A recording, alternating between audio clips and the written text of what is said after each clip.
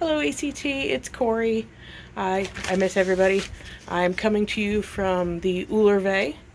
I wanted to take a moment, since this was the first year we're having an Ullr, to introduce you to Ullr, the god of archery and skiing. We have some lore references to him. We also have some modern references to him that I wanted to let you know about, because I've only found out about them in the past year since I'm not a skier. To start with the lore references, and I have my little cheat sheet here, so pardon me while I read it. Well, we know from the Poetic Edda in the Grimnismal that he lives in Udales, Ullr. Yew being the wood that bows are made from, it makes sense it's connected to him. And from the Altkavida, we know that oaths were taken on oath rings to Ullr, or references as Ullr's ring. In the Prose Edda, we have a reference to him as Sif's son and Thor's stepson, and that he is a good archer, a ski runner that cannot be rivaled, and he is beautiful to look at, as well as being a warrior, and that it is good to call upon him in duels.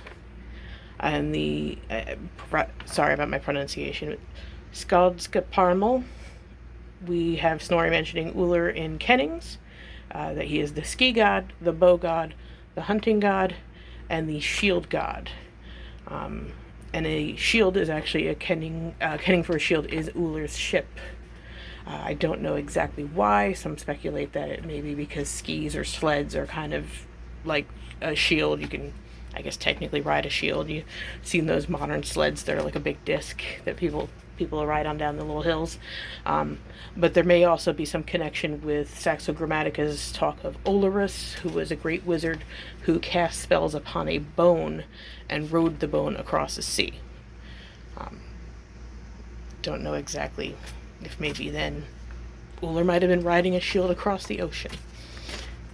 We don't have many more references, but we know that Ullr was very widely worshipped because of all the place names that are named after him in Sweden and Norway specifically. We don't really have any in Denmark or Iceland. And most of them translate to things like Ullr's Hill, Ullr's Meadow, Ullr's Field, Ullr's this, Ullr's that. You can get a list of them on Wikipedia. Honestly, there's just so many. But the one in particular that I like is Woundsaker, which actually has a coat of arms that depicts Ullr. In fact, I'll show that now. There it is. So that's kind of cool that he's still shown and represented in that way now. Now, as far as modern celebrations, he is very highly revered amongst the skiing community, to the point where they actually have Ullrfests. And the biggest one is in Breckenridge, Colorado, and I think it was 12,000 plus people attended it last December. They have a big parade, a big contest. I have some photos I can always show you to kind of explain some of that. So I'm going to turn the camera around so I can show you some things and kind of tell you a little bit about what they are about. So this is a historical photo of the first Ullrfest that was way back about 57 years ago in Breckenridge. There were Norwegian ski instructors that actually introduced the Ullr worship, in a way, to the ski resort and the skiers there. And they've turned that into a big party where they literally pray to Ullr for snow. Because they want the snow, because it's good for skiing. So there's just some pictures of them having a big parade where they, again, pray to snow, Ullrfest. They also have a very fun Viking theme. You can see the horns, helmets that they're riding through the streets on their sleds.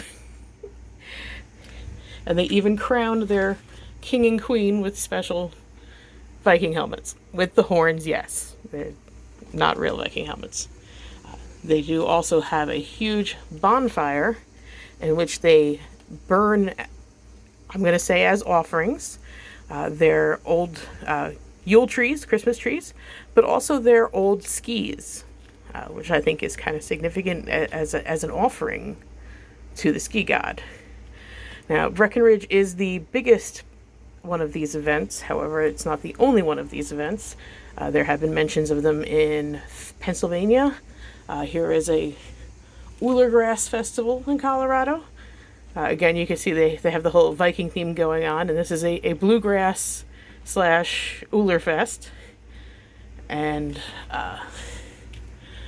we do have some other mentions of Ullr in conjunction with skiing. This is just a ski club that you can find that they actually have named themselves after Ullr, and they have that little depiction of Ullr.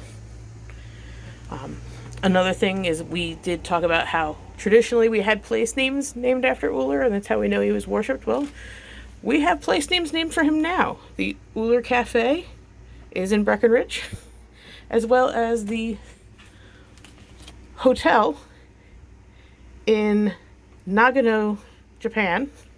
And you can see even the little tiny depiction of Ullr that I pulled from this picture on their website. So that's kind of cool. There are also other things named for Ullr. This one, I'd been taking a photo of this because for years and years and years I could not get, well, months, let's say, months and months, I could not get my hands on it. But I saw this whole picture of Ullr and the fact that he had his own liquor, and I was intrigued by that. And recently I managed to get my hands on an actual bottle of it here, and was pleased to find out that it too had a prayer for snow on the side of the bottle. So even here, they're praying to Ullr for snow on the side of alcohol, which is commonly used by us as a offering to the gods. So that was kind of interesting. And one other thing that really connects Ullr with the skiing is the ski medals. These were worn by ski patrols and skiers for probably about the past 100 years or so, mostly 20th century.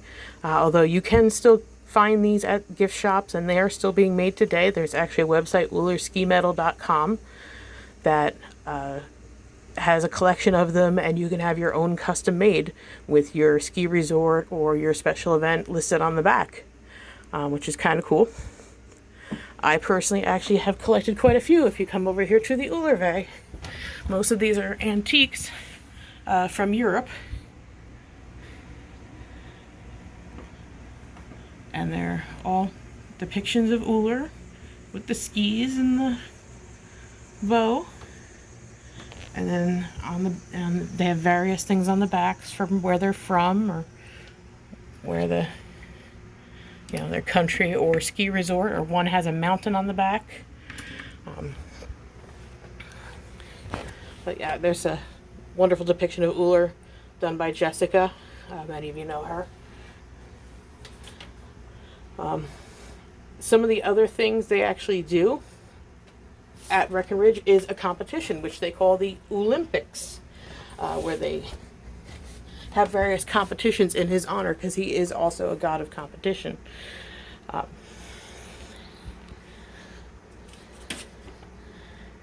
The other thing that I found that just is kind of a point of interest, and I did not find it listed anywhere else, but the New England Ski Museum actually has Ullr medals, and on their website they listed that they were about 100 years, late 19th to 20th century, these were used, these Ullr medals, and that they said that Ullr, when he skis, the powder flying off the back of his skis is the Aurora Borealis.